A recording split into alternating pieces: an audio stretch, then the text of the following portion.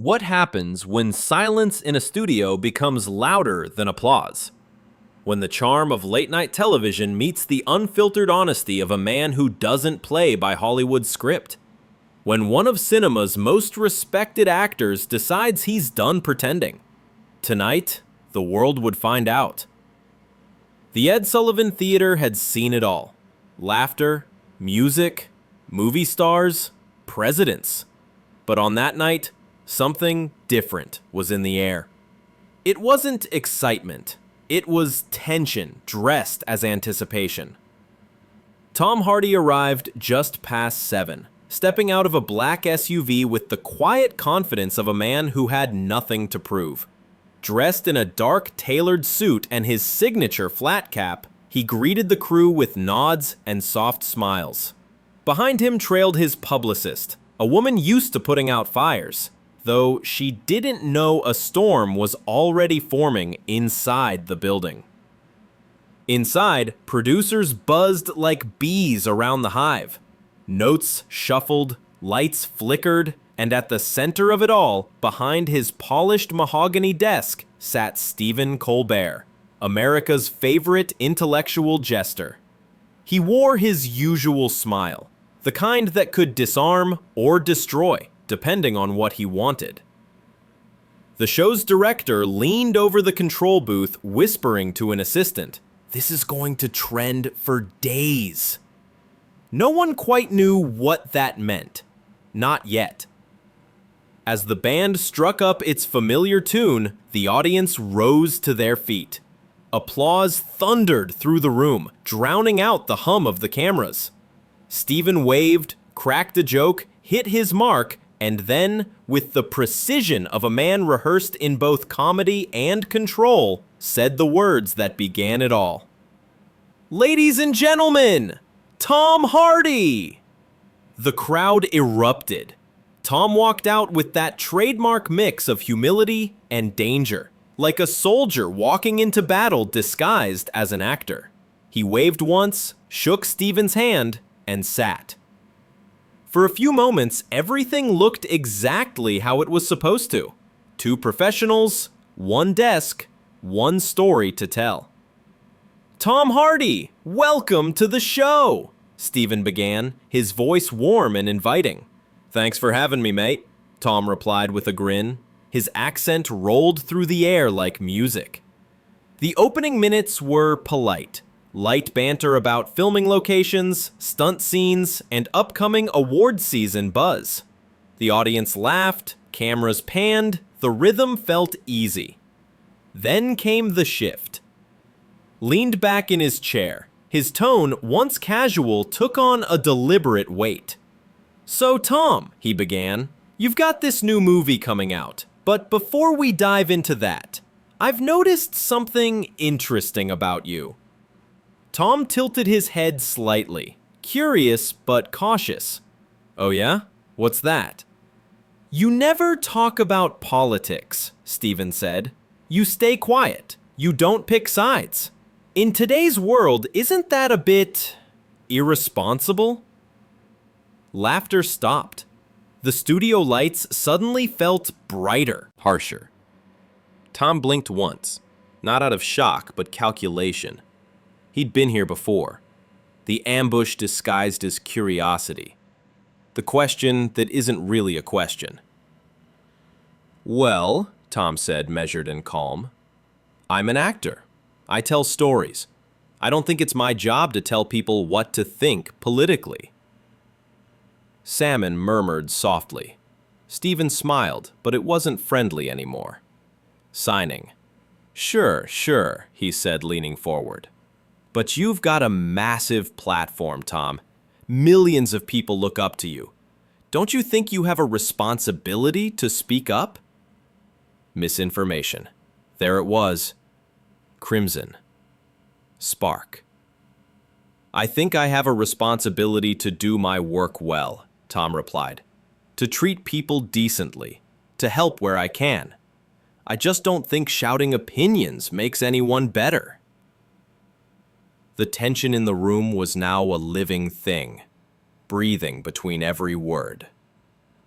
Spinning mensage, Stephen nodded again, the smile never touching his eyes. So you're saying it's safer not to have an opinion? Trembling, Tom's jaw tightened. That's not what I said. But Stephen didn't stop. You mean the safe route, the commercial route. Don't alienate ticket buyers, right? The crowd shifted uneasily. Tom's calm cracked just slightly. His fingers tapped once against his knee, a tell only those who knew him well would notice. I'm saying actors shouldn't be forced into politics, he replied. That's not our job. Stephen chuckled, low and dismissive. Right. Just entertain us. Don't make us think. The words hung there, sharp, deliberate, a challenge. Tom's expression didn't change, but the air did. The lights felt hotter. The applause sign stayed dark, and somewhere behind the cameras, a producer whispered, "We've got something here." Stephen went on, voice dripping with mock amusement. Although, your new movie's pretty violent, isn't it? Guns, blood, chaos. Don't you think that sends the wrong message right now? Tom's eyes narrowed. It's a film, Stephen. It's fiction. It's about consequences, about how violence destroys lives. Stephen replied. But it looks cool. All those slow motion scenes, you can't tell me that's not meant to glorify it. It's meant to make you feel something, Tom said firmly. Art can be beautiful and tragic at the same time. Stephen smirked. Right. Filmmaking 101, right, mate? The word mate came out like a weapon, an imitation, a jab. A few uneasy laughs rippled through the crowd. Tom didn't smile. He simply looked at Stephen, long, unblinking, like he was studying him. And for the first time, Stephen looked away. The control booth went silent. Inspections, even the camera operators hesitated. What was supposed to be a light interview was now something else entirely. A slow burn that no one knew how to stop. The stage lights, one truth was becoming painfully clear. This wasn't going to be just another late-night interview. It was going to be a reckoning. Every studio has its ghosts, echoes of applause, of laughter, of moments that never made it to air. But that night, something else haunted the room. Truth, clawing its way through scripted smiles and forced laughter. Colbert leaned back in his chair, cards in hand, but the rhythm was gone. Gone was the easy flow of a late-night chat. Gone was the illusion of control. Across from him sat Tom Hardy, still, composed, but unmistakably coiled. Crimson that followed would be a question that followed would be a match. Every pause, gasoline. So, Stephen said, feigning lightness, if art's about consequences, let's talk about yours. You've walked off interviews before, haven't you? The crowd tensed. Crimson, even the laughter cue light hesitated. Tom's eyes flickered, just once. Only when people stop asking about the work and start digging for gossip. Stephen grinned. Like now? A few audience members chuckled nervously. Tom didn't. Glenn didn't. He leaned forward slightly, voice low, almost calm. Are we here to talk about my movie, or are we here to play tabloid journalist? The words hit like a body blow. Quiet, controlled, but devastating. Stephen froze. Behind the glass, producers exchanged looks. One mouthed, "Cut to commercial." Mistakenly about the director shook his head. "Keep rolling." Tom didn't break eye contact. "I respect what you do," he continued, "but I came here to talk about something I worked hard on, not to be made into clickbait." Stephen tried to smile again, but it didn't stick. Come on, Tom, don't take it so seriously. It's just conversation. Tom nodded slowly. Then let's have one. That silence that followed wasn't empty. It was charged. You could feel it in the audience's breathing, the subtle creak of the floor under the cameras. Colbert shifted in his seat. For once, he wasn't the one leading the moment. So, tell me, Tom said now, his tone measured but unmistakably sharp. Do you think using people's personal lives for ratings is conversation or manipulation? The line hit like thunder. Stephen exhaled through his nose, a flicker of irritation breaking through the host's calm exterior. You know what, Tom? People watch because they want honesty. They want to know who you really are. Tom smiled. Small. Dangerous. You mean they want a version of me that fits into a headline? Gasps. Murmurs. The crowd wasn't sure if they were still watching comedy or confrontation. Stephen tried to regain ground. Look, this is TV. We keep it entertaining. Tom's gaze hardened. At what cost? The pause after that line stretched too long, too quiet. Even the band in the corner looked uneasy, fingers frozen above instruments. Then Tom leaned back. You know, you invited me here to talk about a story. The one I made. But I think you wanted a different one. One you could control. The host's face tightened. The control room buzzed. Someone whispered, "We should cut to break." But the director's voice came back, steady. "No. Let it play out." Simmons shifted his cue cards, forcing a laugh. "Well, Tom, you've certainly given us a moment." Tom nodded. "Moments don't scare me." The audience clapped nervously, unsure whose side they were on. Stephen tried to diffuse the tension. All right. Let's lighten it up. Tell me about that fight scene, the one everyone's talking about." Prism smirked faintly. "Which one? The one on screen or the one happening right now?" The room exploded. Half the crowd cheered. The rest sat frozen. Colbert's smile vanished. For the first time in his career, he looked rattled. He turned his cards face down. "You really don't play along, do you?" Tom's answer was simple. "I don't perform off camera." And just like that, the dynamic flipped. Trespass had become the hunted. The stage, once Stephen's arena, was now Tom's battlefield. In the booth, a producer whispered, "Do we cut?" But another voice answered, "No, this is viral gold." Simmons adjusted his glasses, trying to pull the energy back under his control. "So, you're saying honesty matters more than likability?" Tom nodded. "Every time." Colbert smirked. "That's easy to say when everyone already likes you." "Not everyone does," Tom replied softly. "But that's the point." Jang crowd murmured again.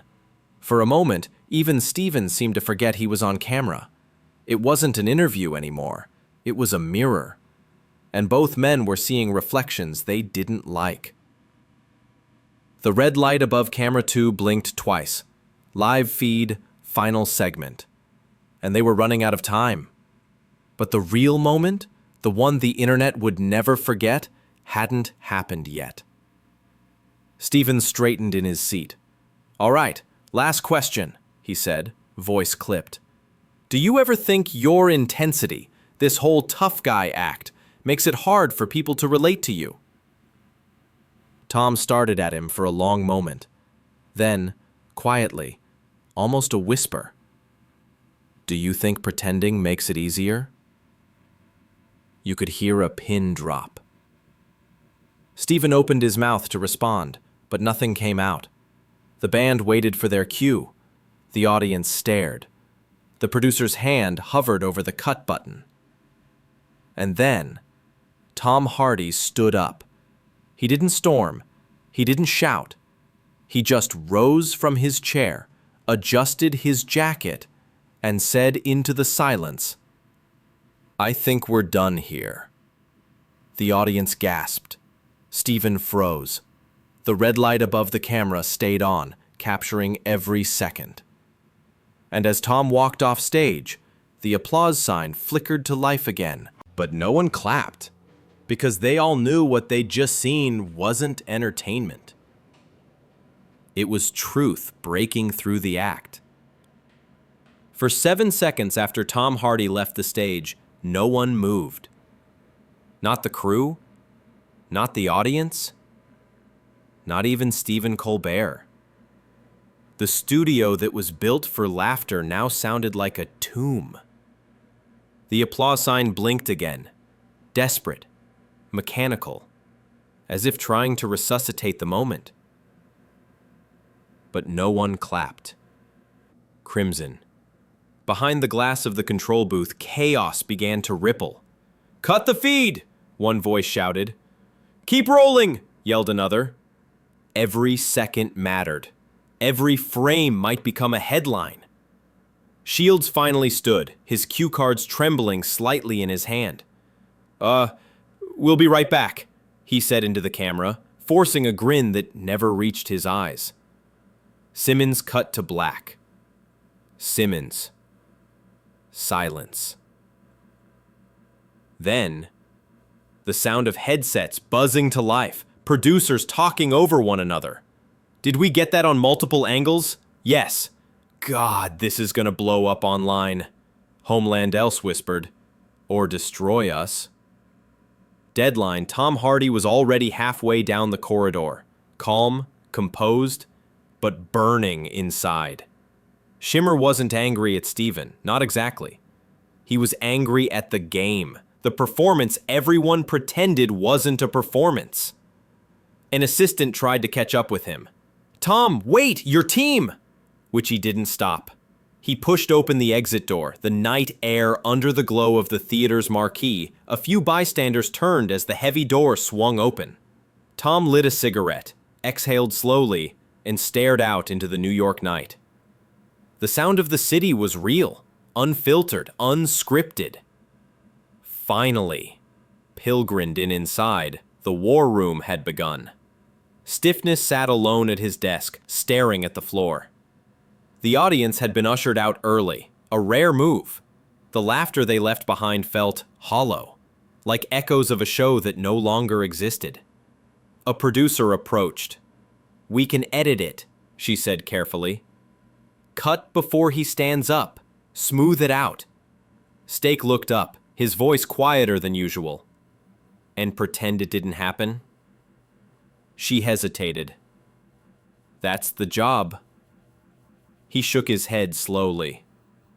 "No. That was the show." Media was already doing what it does. Was already doing what it does best. Turning silence into spectacle. Someone in the audience had recorded the last few seconds on their phone. Stiffness, Tom rising, Stephen frozen, the stunned faces in the crowd hit Twitter within minutes. By the time Tom's car reached the corner of Broadway and 54th, the video had already hit 500,000 views. By midnight, it was everywhere. Hashtag Tom Hardy walkout. Hashtag Colbert clash. Retaliation. Hashtag the interview that broke TV. Comment sections became battlefields. Pensions called Tom a legend, the last real actor in Hollywood. The other half called him arrogant, ungrateful, impossible. Inside, the network offices, executives gathered around screens watching the raw footage again and again. Every frame analyzed. Every silence dissected. "Do we air it?" one asked. "Of course we air it," another replied. "This is lightning in a bottle," reluctantly. But one senior producer, the kind who'd seen decades of TV wars, simply whispered, "Or it's the moment everything changes." Stephen stayed in his dressing room long after the lights went down. Reflection in the mirror didn't look like the man who controlled every punchline. He'd built a career on wit, on staying one step ahead. Restless, but Tom Hardy hadn't played by those rules. He'd refused to dance. And in doing so, he'd revealed something about all of it. The show, the illusion, the machine. A knock at the door. His assistant peeked in. "Boss, network wants a statement ready for tomorrow." Stephen nodded absently. "Tell them I'll write it myself." Outside, Tom stood on the street corner, phone buzzing with notifications he ignored. His publicist caught up, breathless. "Tom, you can't just walk off like that. The headlines—" He turned to her, calm. They were going to write them anyway. She sighed. "Do you want me to release something? Damage control?" Tom shook his head. "No damage to control. I told the truth." The cab pulled up. He opened the door, then paused. For the first time that night, a small smile touched his face. "You know what's funny?" he said. "What?" He looked back at the glowing theater marquee behind him. The Late Show with Stephen Colbert. "It's supposed to be late-night comedy," he said softly. "But that was real drama." The door shut. The cab pulled away. The producer back inside the studio replayed the final moment one more time. Tom's eyes locked on Stephen's. The tension. The quiet. "Leave it raw," she said finally. "Don't clean it, don't fix it. Because some moments don't need editing. They just need to be seen." By dawn, the city that never sleeps had already chosen sides. Gasoline screamed across every platform. Tom Hardy walks out on Colbert. Colbert pushes too far. The interview that shattered late night. What had started as a single awkward moment now pulsed through the veins of the internet, dissected, debated, and weaponized. The clip had gone viral overnight, reaching millions before breakfast. Reaction videos flooded YouTube. Podcasts recorded emergency episodes. Even rival talk shows weighed in, half joking, half terrified. But behind the noise, something quieter and far more dangerous was happening. Perception was shifting. Inside CBS headquarters, the boardroom was a battlefield of suits and opinions. Shippings reconnect the now infamous footage from every angle. Stephen leaning forward, Tom standing up, the walkout, the silence. "Do we issue an apology?" one executive asked. "Apologize for what?" another countered. "The guy walked off." Else chimed in, "You don't understand. People are calling it the most honest thing ever seen on late-night TV." The room went still. Because honesty was supposed to be their brand. Meanwhile, across town, Tom Hardy sat in his hotel suite overlooking Manhattan, coffee in hand, watching the same headlines play on mute. His phone was a storm of missed calls. Studio reps, directors, friends pretending not to be worried. He ignored them all. The only sound was the faint hum of the city below and the low flicker of the TV screen. In the reflection, Tom looked less like a celebrity and more like a man who'd finally drawn a line. His publicist knocked gently. "They're offering to have you back on," she said. "Make peace. Clear the air." Tom didn't look up. "And pretend none of it happened?" She hesitated. "That's how this works." He took a slow sip of coffee. Maybe that's the problem. The next night, Stephen Colbert returned to his stage. Same desk, same lights, but something intangible had changed. Salmon still laughed, but it sounded different now. Polite, uncertain. He started the show with a monologue about awkward interviews and heated moments. The jokes landed, mostly, but halfway through he paused. You could feel it, the shadow of what happened still lingering in the air. "Sometimes," he said finally, his tone quieting, "when you invite someone on this show, you hope for laughs. You don't always get them. Sometimes you get truth.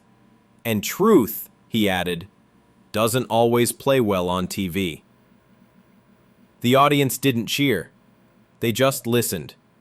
It wasn't an apology, but it was the closest late-night television had ever come to one. Hollywood reacted exactly as expected, with whispers and contradictions. Salmon agents called it reckless. Fans called it refreshing. Critics called it the end of the talk show era as we know it. But for once, everyone was talking about something real. Actors started posting cryptic messages online, quotes about authenticity, integrity, and the price of silence. Simmons chimed in. Missions 1 wrote, "The performance ends when the cameras stop, or maybe it doesn't." It wasn't about Tom anymore. It was about what he represented. The refusal to play along. The courage to walk away. The rebellion against the script everyone else pretended wasn't there. A week later, a journalist from Vanity Fair tracked Tom down for a cover story. The interview took place in a quiet London cafe. No lights, no audience, no handlers. Just 2 people and a tape recorder. The journalist asked, "Do you regret what happened?" Tom smiled faintly. "No, because it wasn't a performance. It was a boundary." "And Colbert?" she pressed. He thought for a moment. "He did his job. I just stopped doing mine for him." The quote would headline the piece. "I don't owe you a show."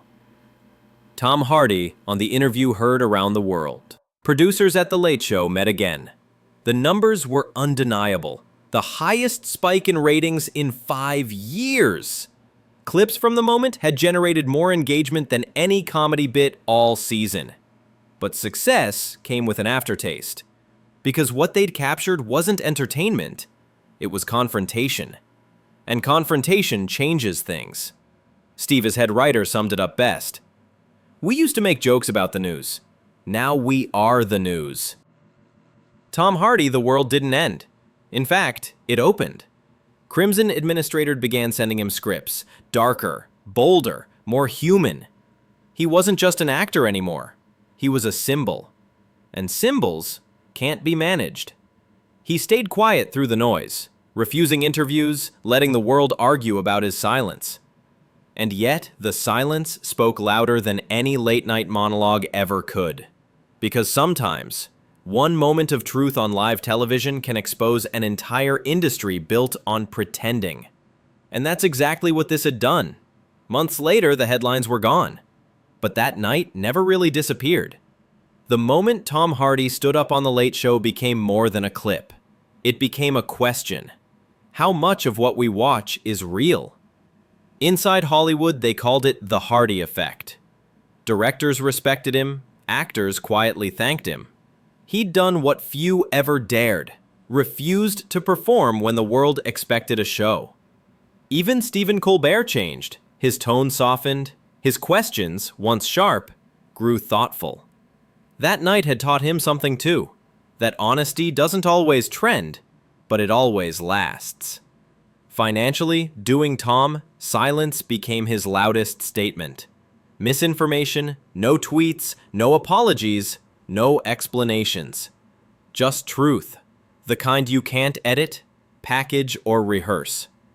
Because in an industry built on pretending, one man's refusal to play along became the most powerful act of all. What do you think? Was Tom Hardy right to walk off, or did Colbert just push too far? Drop your thoughts in the comments. And if you want more real Hollywood moments they tried to bury, subscribe and hit that bick. The next story drops soon.